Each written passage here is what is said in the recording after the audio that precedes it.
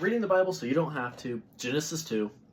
Genesis 2 provides a more detailed account of the creation of humans, focusing on the formation of man and woman, and introduces the Garden of Eden.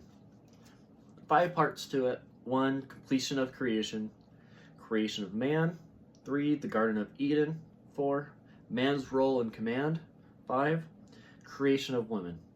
The key themes of this chapter, I guess per se: human dignity in the image of God, sanctity of rest in the Sabbath, the relationship between man, woman, and creation, and God's provision and boundaries. All right. So on day 7, God rested, sanctified this day for rest, and marks the establishment of the Sabbath. There were no vegetation on earth yet because there's not been any rain.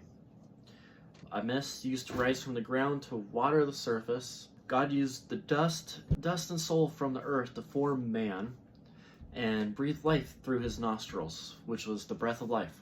The tree of life and the tree of good and evil was in the garden. Oh, I missed a part. God planted a garden towards the east in Eden. The tree of life and the tree of good and evil was in the garden. He placed the man there in Eden as well. A river flowed out of Eden to water the garden. It split off into 4 other rivers.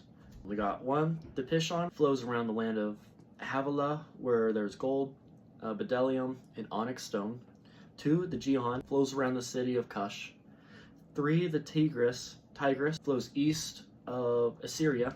And 4, the Euphrates. God commanded the man, "From any tree of the garden you may eat, but from the tree of knowledge of good and evil you shall not eat.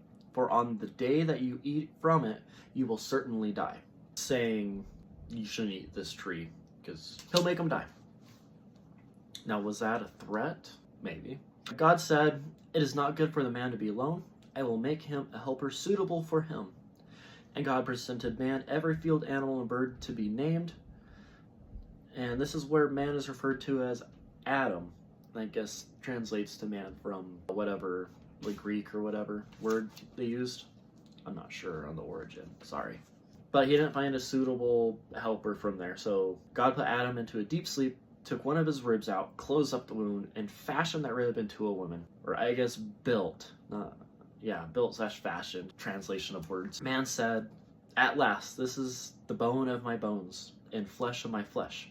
She shall be called woman, because she has taken out of man. From that, man shall leave his parents and be joined to his wife to become one." And that was the institution of marriage in the Bible, I guess, right there. Becoming unity between man and woman, or between 2 people, 2 good souls.